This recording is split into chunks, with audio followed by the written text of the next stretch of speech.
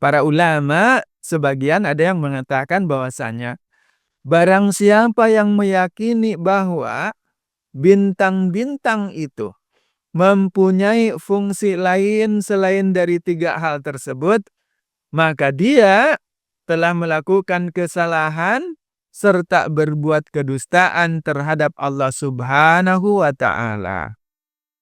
Pendapat ini menerangkan tentang terlarangnya untuk menjadikan bintang-bintang itu sebagai alat mengundi nasib atau ramalan-ramalan. Ayo baca kitab. Oi. Jangan lupa subscribe, like, dan share Baca Kitab Boy. Assalamualaikum warahmatullahi wabarakatuh.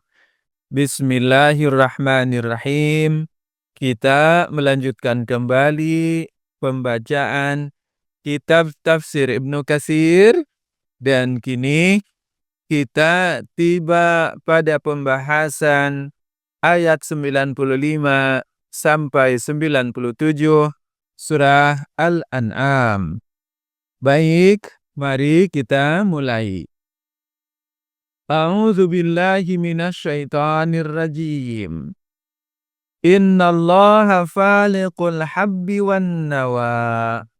Sesungguhnya Allah menumbuhkan butir tumbuh-tumbuhan dan biji buah-buahan. Yukhrijul hayya minal mayyiti wa mukhrijul mayyita minal hayy.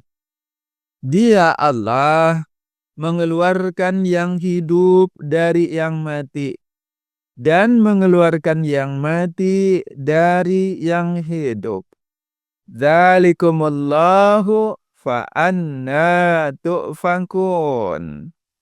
Yang memiliki sifat-sifat demikian itu adalah Allah. Maka mengapa kalian masih berpaling juga? Faliqul asbahi wa ja'alal laila sakana wasyamsa wal qamara husbana. Allah menyingsingkan pagi dan menjadikan malam untuk beristirahat, serta dijadikannya pula matahari dan bulan untuk perhitungan. Dzalika taqdirul azizil alim. Itulah ketentuan dari Allah yang maha perkasa lagi maha mengetahui. Wa huwa alladzi ja'ala lakumun nujuma litahtadu biha fi zulumatil barri wal bahr. Dan dialah Allah yang menjadikan bintang-bintang bagi kalian, agar kalian menjadikannya sebagai petunjuk di dalam kegelapan, baik di daratan maupun di lautan. Qad fassalnal ayati liqaumin ya'lamun. Sesungguhnya kami telah menjelaskan tanda-tanda kebesaran kami itu kepada orang-orang yang mengetahui. Quran Surah Al-An'am ayat 95 sampai 97. Berkenaan dengan tafsir ayat-ayat yang mulia ini, Al-Hafiz Ibnu Katsir menjelaskannya sebagai berikut. Melalui ayat-ayat ini, Allah Subhanahu wa Ta'ala memberitahukan bahwasannya dialah Allah yang menumbuhkan biji-bijian dan benih dari tumbuh-tumbuhan. Artinya, Allah Azza wa Jalla yang membelahnya di dalam tanah yang lembab. Kemudian dari biji-bijian tersebut, tumbuhlah berbagai jenis tanam-tanaman. Sedangkan dari benih-benih itu, tumbuh pula buah-buahan dengan berbagai macam warna, bentuk, dan rasa yang berbeda-beda. serta beraneka ragam. Oleh karena itulah Allah Subhanahu wa taala firmankan, "Innallaha faliqul habbi wan nawa." Sesungguhnya Allah menumbuhkan butir tumbuh-tumbuhan dan biji buah-buahan. Dan ayat ini ditafsirkan dengan firman berikutnya, yukhrijul hayya minal mayyiti wa mukhrijul mayyita minal hayy.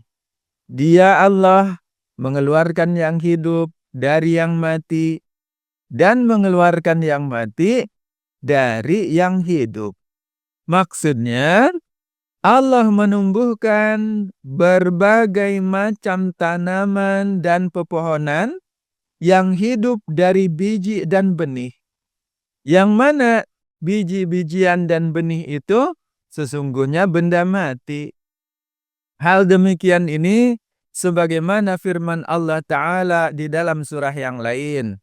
Wa ayatul lahumul aradul maitatu ahyainaha wa akhrajna minha habban faminhu ya'kulun.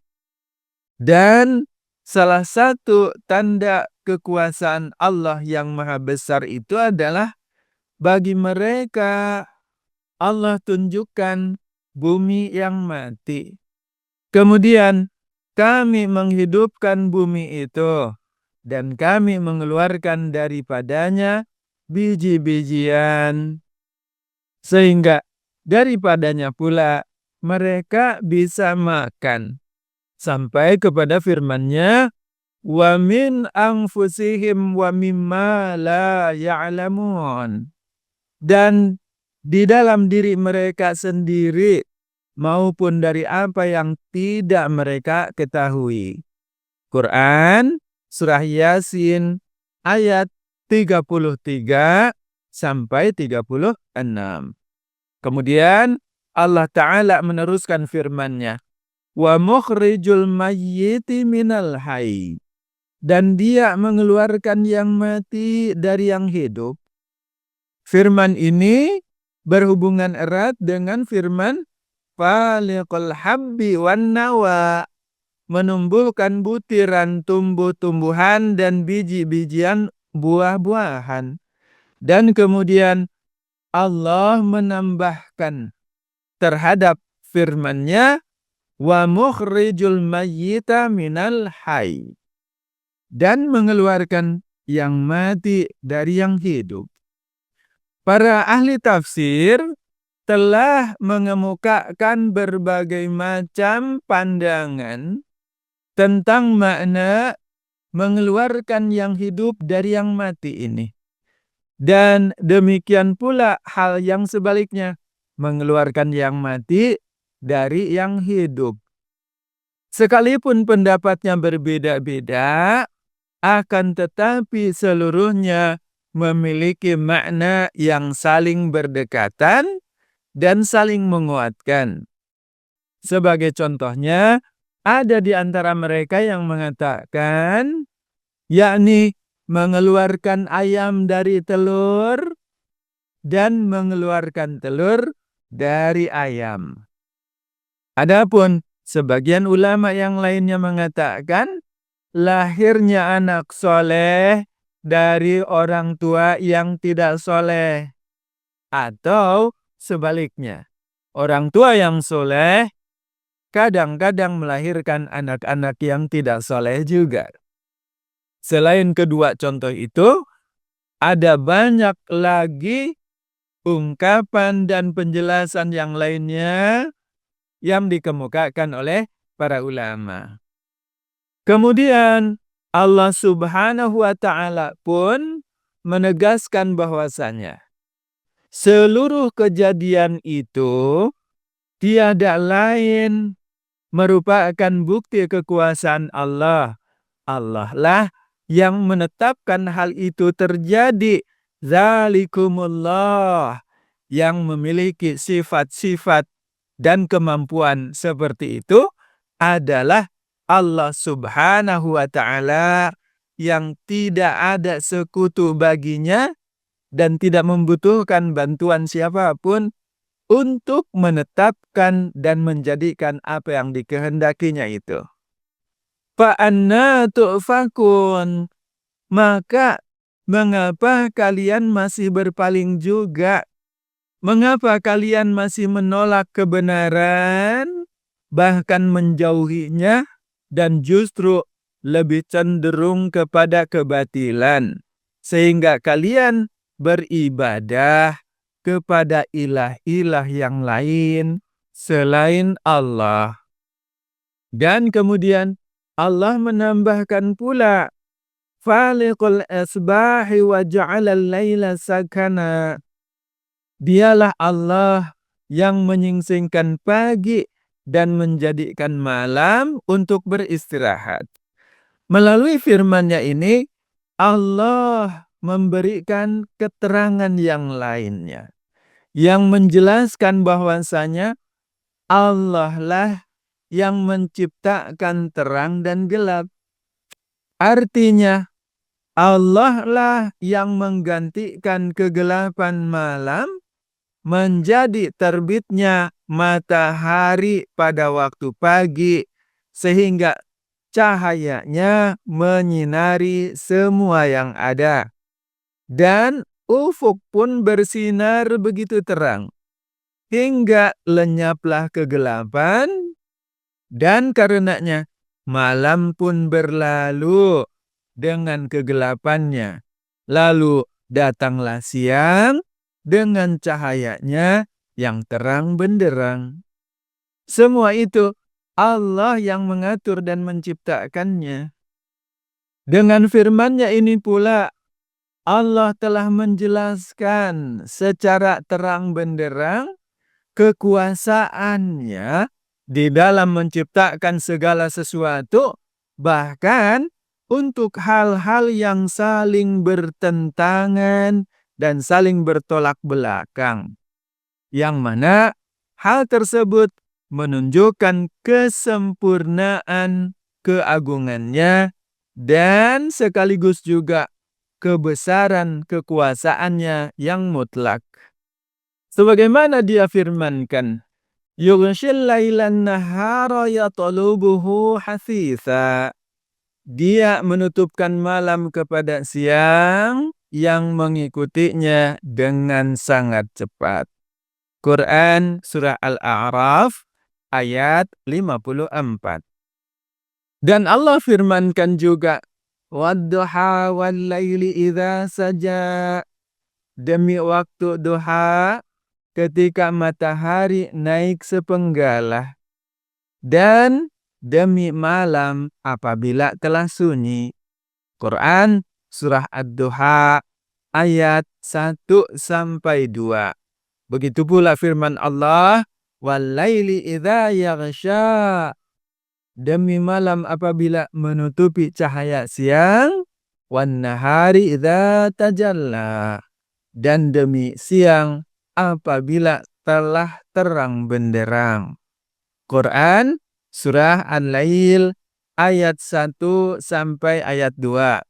Dan Allah pun memfirmankan, wan-nahari idza jallaha. Demi siang apabila menampakkan dirinya. Wal-laili idza yaghshaha.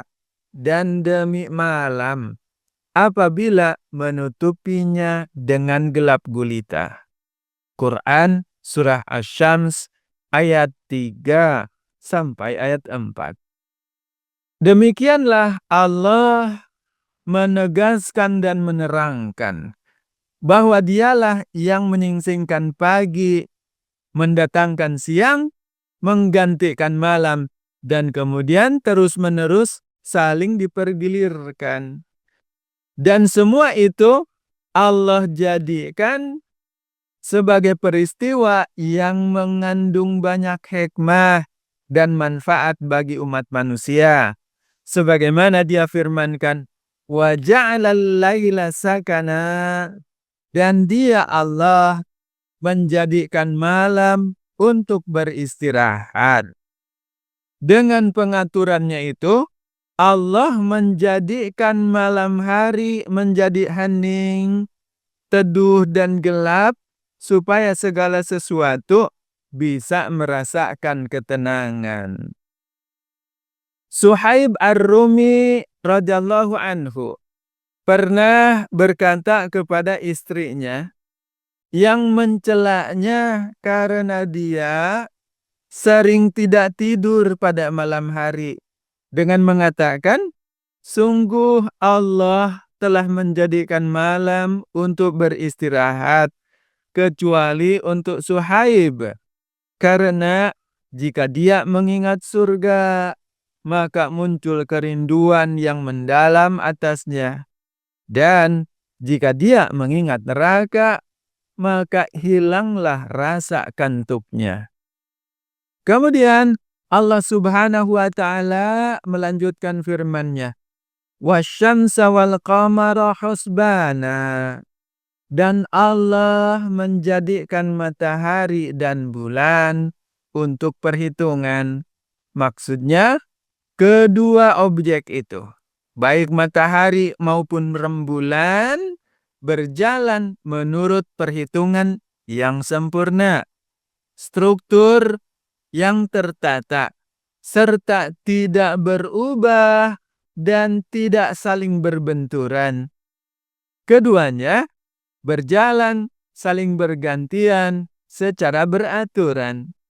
Masing-masing dari keduanya itu memiliki orbit yang dilalui olehnya pada musim panas maupun musim dingin, sehingga perjalanan kedua objek itu menghasilkan pergantian siang dan malam berikut panjang atau pendeknya periode pergantiannya. Sebagaimana pula halnya Allah mengabadikan di dalam firman-Nya, "La syamsu yanbaghi laha an tudrikal qamara walal lailu sabiqun nahar." Tidaklah mungkin bagi matahari mengejar rembulan, dan malam pun tidak mungkin dapat mendahului siang. Wa kullun fi falakin yasbahun. Dan masing-masing beredar pada garis orbitnya. Quran Surah Yasin ayat 40. Dan Allah pun firmankan, "Wasyamsa wal qamara wan nujuma musakhkharatim bi amri." Dan Dia menciptakan matahari, rembulan dan bintang-bintang tunduk kepada perintahnya. Quran Surah Al-A'raf ayat 54. Kemudian Allah menegaskan bahwasanya segala sesuatu itu terjadi melalui ketetapan Allah yang Maha Perkasa, yang tiada sesuatu pun dapat menentang atau menolaknya. Allah yang Maha mengetahui segala sesuatu, sehingga tidak ada sebesar atom pun, baik di langit maupun di bumi, yang luput dari pengetahuannya. Zalika taqdirul azizil alim. Semua itu merupakan ketentuan Allah yang Maha Perkasa, lagi Maha Mengetahui. Sering sekali di dalam penyebutan penciptaan siang dan malam, matahari dan rembulan, Allah Subhanahu wa taala mengikutinya dengan kalimat Maha Perkasa dan Maha Mengetahui. Sebagaimana halnya Allah memfirmankan di dalam ayat-ayat berikut ini. Wa ayatul lahumul lailu naslahu minhun nahara fa idahum muzlimun. Dan salah satu tanda kebesaran Allah bagi mereka adalah malam. Kami menanggalkan siang dari malam itu, maka Seketika itu juga mereka berada di dalam kegelapan. Wasyamsu tajri limustaqarrin laha. Dan matahari berjalan di tempat peredarannya. Dzalika taqdirul azizil alim. Demikian itulah ketetapan Allah yang maha perkasa lagi maha mengetahui. Quran surah Yasin ayat 37 sampai 38. Demikian pula halnya ketika Allah menciptakan langit dan bumi dan makhluk-makhluk yang berada di antara keduanya. Sebagaimana tertera juga di dalam surah As-Sajdah, Allah firmankan, "Wa zayyana as-samaa'a ad-dunya bimasabiha wa hifza." Kemudian langit yang dekat dengan bumi itu kami hiasi dengan bintang-bintang dan kami menciptakan semuanya itu untuk memelihara. Dzalika taqdirul azizil alim. Yang demikian itu adalah ketentuan dari Allah yang maha perkasa lagi maha mengetahui. Quran surah Fussilat ayat 12. Kemudian Allah juga menerangkan bahwasanya Allah telah menjadikan bintang-bintang bagi kalian, agar kalian menjadikannya sebagai petunjuk di dalam kegelapan ketika kalian berada di daratan, maupun ketika kalian berada di lautan. Wa huwallazi ja'ala lakumun nujuma litahtadu biha fi zulumatil barri wal bahr. Allah menerangkan 3 fungsi dari bintang-bintang itu, yakni sebagai alat untuk melempar setan, kemudian juga sebagai petunjuk arah bagi manusia, dan sebagai penghias langit. Para ulama, sebagian ada yang mengatakan bahwasanya barang siapa yang meyakini bahwa bintang-bintang itu mempunyai fungsi lain selain dari 3 hal tersebut, maka dia telah melakukan kesalahan serta berbuat kedustaan terhadap Allah Subhanahu wa Ta'ala. Pendapat ini menerangkan tentang terlarangnya untuk menjadikan bintang-bintang itu sebagai alat mengundi nasib atau ramalan-ramalan. Kemudian Allah menerangkan, qad fassalnal ayat. Sesungguhnya kami telah menjelaskan semua tanda-tanda kebesaran kami. Maksudnya adalah Allah telah menerangkannya kepada kalian dengan seterang-terangnya dan sejelas-jelasnya, sehingga tidak ada alasan bagi kalian untuk tidak mengimaninya. Tetapi Allah pun menerangkan pula bahwasanya hal tersebut hanya bisa dipahami oleh orang-orang yang berakal, yang menggunakan akalnya untuk merenungkan, sehingga dia mengetahui kebenaran dan menghindari segala jalan kebatilan, untuk kemudian meneguhkan keimanannya serta mendedikasikan peribadatannya hanya kepada Allah Subhanahu wa Ta'ala saja. Liqaumi ya'lamun. Demikianlah tafsir Ibnu Katsir untuk ayat 95 sampai 97 surah Al-An'am. Wallahu a'lam bissawab. Insyaallah pada kesempatan yang akan datang kita akan melanjutkan kembali pembacaan kitab tafsir Ibnu Katsir untuk ayat 98 sampai 99. Assalamualaikum warahmatullahi wabarakatuh. Ayo baca kitab. Oi. Jangan lupa subscribe, like, dan share Baca Kitab Boy.